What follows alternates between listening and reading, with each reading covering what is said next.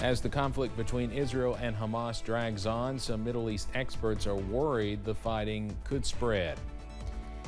And police trained for an active shooter situation at one Southern Kentucky high school today. Plus, we are tracking soggy and chilly weather by this weekend. Those details on the way as Mountain News First at 4 continues. Mountain News First at 4 continues. The risk of the Israeli-Palestinian conflict spreading beyond Gaza is growing as tensions build at Israel's northern border with Lebanon. CBS's Imtiaz Tayyab is there. Well, we're just a few yards away from Israel's frontier with Lebanon, which has been extremely tense following Hamas's brutal assault on southern Israel. Over the past several days, Israel has been trading fire with Palestinian factions inside Lebanon, but perhaps most worryingly with Hezbollah. Hezbollah is the most powerful armed group inside Lebanon. It's already fought one major war with Israel. It was an extremely brutal war, and Hezbollah since then has only gotten stronger. It was a key player in Syria's civil war. It is battle hardened, it has a lot of weaponry, and if a front was to open up here between Israel and Hezbollah, it would be a very brutal and very difficult conflict. Imtiaz Tayyab, CBS News at the Israel-Lebanon border. We'll have more coverage of Israel at war coming up tonight at 5:30.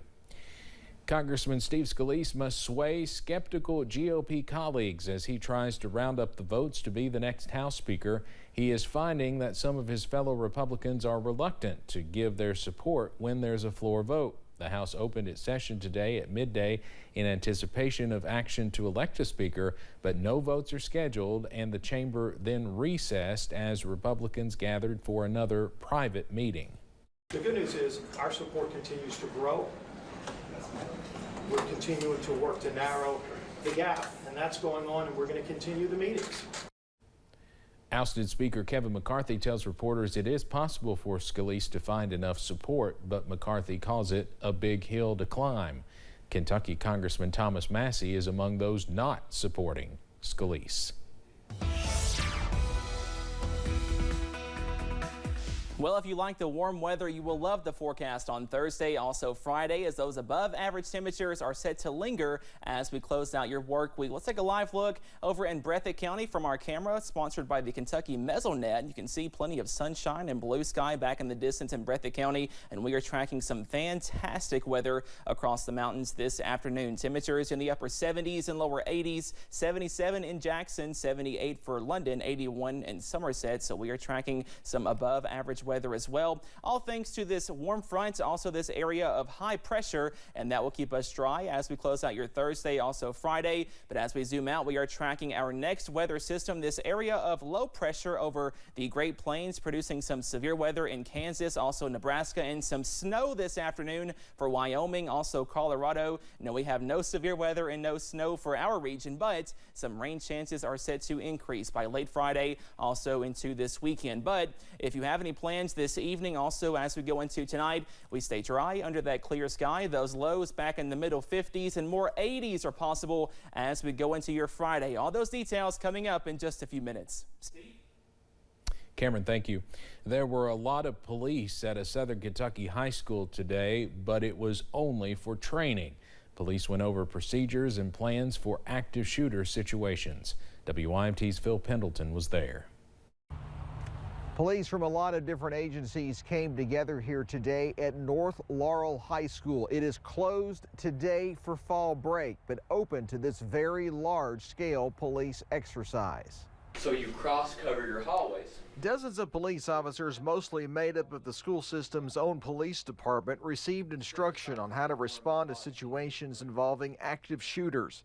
What if the gunman was inside a classroom, and how to respond to an open door when the protocol is for all classrooms to have locked doors during the instructional day.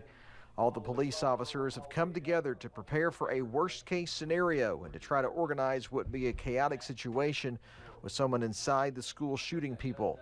The challenges in these situations are many. You know, it's the unknown, and you look at the history of school shooters. You know, they're they show up to die and kill as many as they can. We are very fortunate to be able to get all the law enforcement and fire and EMS together in this setting to train for the worst case scenario. This exercise also involves emergency management, the local EMS service, and others, making sure that plans for disaster and weather-related events are up to date as well. In Laurel County, Phil Pendleton, now back to you. Phil, thank you. Laurel County Schools has their own police force, which places officers in every school. One Pike County community is mourning a man they say was larger than life. Jeffrey Dean Big Sid Lester died last week, leaving a legacy of service in the Phelps area, serving on the fire department for more than 35 years and being a champion for the community. Those who love him say he touched everyone in one way or another with open arms and an open front porch. I don't think nobody can forget Big Sid. He done that himself. He made his own impression. And every time they think about Bigfoot, they'll think about Big Sid. Fire Chief Kevin Dotson says his big stature was only matched by his huge heart. Hear more about his life and love for his people coming up tonight at 6. But next year on First at 4, somebody is $1.7 billion richer today after last night's Powerball drawing. And it's not me, but be sure to enjoy the warm weather while you can, because below average air is on the way by this weekend. Those details coming up.